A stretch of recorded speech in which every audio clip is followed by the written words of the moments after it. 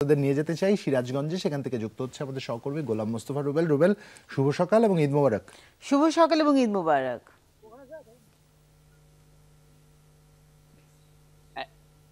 শুভ সকাল, ঈদ মোবারক জুবাইর এবং রুনিয়া, সেই সাথে সকালে বাংলাদেশের সকল দর্শকদের সবাইকে জানাই ঈদের শুভেচ্ছা। এই ঈদের শুভেচ্ছার মাঝে কিন্তু সিরাজগঞ্জে সেই 1984 সালে এসএসসি ব্যাচ যারা রয়েছেন বেলকুচির, সেই তারা কিন্তু আজকে একটি ভিন্ন রকম একটা আয়োজন করেছেন। তাদের সেই শিক্ষা প্রতিষ্ঠান প্রাঙ্গণগুলোতে তারা সেই পাখির অভয়াশ্রম গুলো খুঁজে নিয়ে আসছে, কিন্তু সেই পাখিরা যে সমস্ত গাছগুলোতে বাসা বাঁধে এবং যে সমস্ত ফলগুলো পছন্দ করে সেই সমস্ত গাছ কিন্তু রোপণ করছেন। কথা বলতে আজকে মূলত যারা আয়োজক রয়েছেন সিরাজগঞ্জ সরকারি কলেজের অধ্যক্ষ স্যার, আসলে দীর্ঘদিন পর আপনাদের সেই শিক্ষা প্রতিষ্ঠানে 40 বছর পর বন্ধুদের সাথে এসেছেন, এসে আজকে মূলত এই যে একটি বৃক্ষরোপণের কর্মসূচি গ্রহণ করছেন এবং এই বৃক্ষরোপণ ভিন্ন রকম একটি বৃক্ষরোপণ করছেন, এবং সেই বৃক্ষরোপণের মধ্যে দিয়ে কিন্তু কি বৃক্ষরোপণ করছেন এবং এর মধ্যে কিন্তু কি জানা দিতে চাচ্ছেন আপনার স্যার? আসলে পরিবেশ এবং জীববৈচিত্র্য রক্ষার জন্য বৃক্ষরোপণ খুবই জরুরি। এই বৃক্ষ সাধারণত আমরা দেখি শিক্ষা প্রতিষ্ঠান বা বিভিন্ন বাড়ি ঘরে সাধারণত ফলজ আর বনজ থাকে, কিন্তু পাখিরা যে বসবে, পাখিদের যে খাবারের যে বিষয়টা সেটি কিন্তু থাকে এই বৃক্ষের ফলাদিতেই পাখিরা বেঁচে থাকে। এটা আল্লাহর অশেষ নিয়ামত। সেই লক্ষ্যে আমরা আমাদের এই ঐতিহ্যবাহী শখপুর সরকারি শ্যামকিশোর পাইলট মডেল উচ্চ বিদ্যালয়, যার বয়স হয়েছে 112 বছর, আর আমরা বন্ধুরা পাশ করেছি আজ থেকে 40 বছর পূর্বে। আমাদের এসএসসি পাশের 40 বছর পূর্তি আজকে।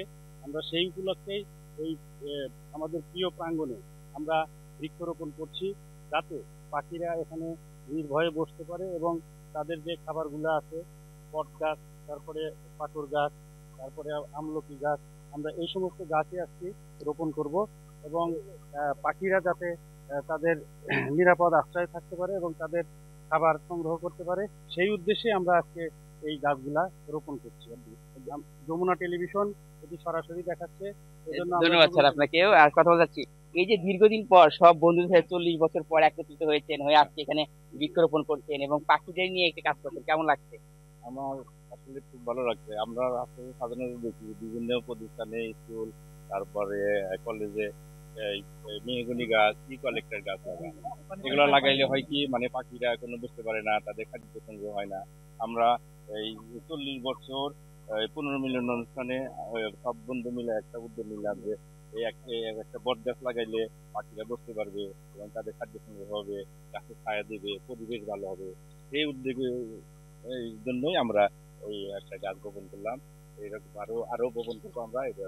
ধন্যবাদ আপনাকে। দীর্ঘদিন পর বন্ধুদের সাথে একত্রিত হয়েছেন, হয়ে এত সুন্দর একটি কাজ করছেন, কেমন লাগছে? আমার জীবনের সবচেয়ে বড় উচ্ছ্বাস যে আজকে আমরা 40 বছর পরে আমরা একসাথে লেখাপড়া করছি, একসাথে হয়েছি, আমরা খুব উচ্ছ্বাস ভোগ করছি বা আনন্দ ভোগ করছি। আমরা এই দিনটিকে প্রতি বছর আমরা আনন্দের সাথে উদযাপন করার সিদ্ধান্ত নিয়েছি এবং একটা ফাউন্ডেশন করবো, যা দ্বারা আমরা মানুষ উপকৃত হবে, সমাজ উপকৃত হবে। এই সমস্ত আমরা আমাদের চিন্তা ভাবনা আছে।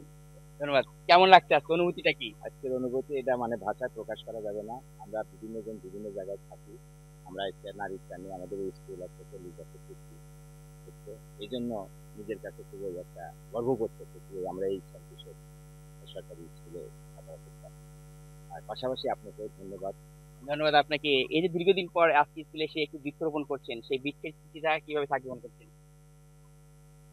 এটা আমাদের বন্ধুদের সব মিলন একসঙ্গে হয়েছে, এটা আমাদের খুবই ভালো লাগছে, এটাই আর কি। আগামীতে বাংলাদেশ কেমন দেখতে চান? আসসালামু আলাইকুম। আগামীতে সবুজ স্বচ্ছ শ্যামলা এবং পরিবেশ বান্ধব আমরা এই বাংলাদেশকে দেখতে চাই। ধন্যবাদ আপনাকে। এই যে নতুন বাংলাদেশ নতুন রূপে হয়েছে, নতুন বাংলাদেশকে কেমন দেখতে চান?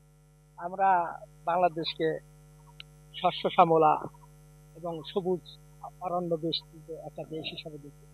ধন্যবাদ। কেমন লাগছে আজকে বন্ধুদের সাথে একত্রিত হয়ে? খুব ভালো লাগছে। বন্ধু বান্ধব হিসেবে খুব আনন্দিত। কেমন লাগছে আজকে? খুব আনন্দিত হচ্ছে, সবাই মিলে আসলে একসাথে আমাদের দীর্ঘদিন পরে যে বৃক্ষরোপণ করছেন, বৃক্ষরোপণ করে কেমন লাগে? খুব ভালো লাগছে। ভালো লাগছে। ধন্যবাদ আপনাকে। প্রিয় দর্শক, যেমনটি দেখছেন আর কি, এই যে দীর্ঘদিন পর অনেক বছর পর বন্ধুদের সাথে একত্রিত হয়েছেন, কেমন লাগছে? আব্দুর রহমান। ভালো লাগছে। আচ্ছা, আর কি কি গাছ গাড়বেন?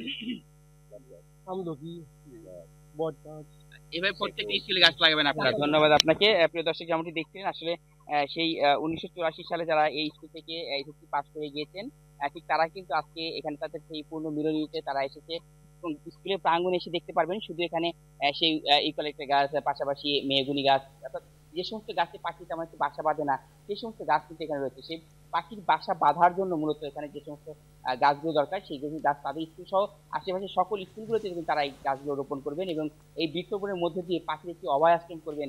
আগামীতে যেন সেই পাখির একটি অভয়াশ্রম হয় স্কুল প্রাঙ্গণটি, এমনটাই কিন্তু সেই উদ্যোগ নিয়ে কিন্তু আজকে তারা এই বৃক্ষরোপণ কর্মসূচি পালন করছেন। প্রিয় দর্শক, আপনার বাড়ির আশেপাশে অনেক শিক্ষা প্রতিষ্ঠান আছে, এমনকি আপনার নিজের শিক্ষা প্রতিষ্ঠান রয়েছে, সেখানে কিন্তু আসলে একই পরিস্থিতি রয়েছে।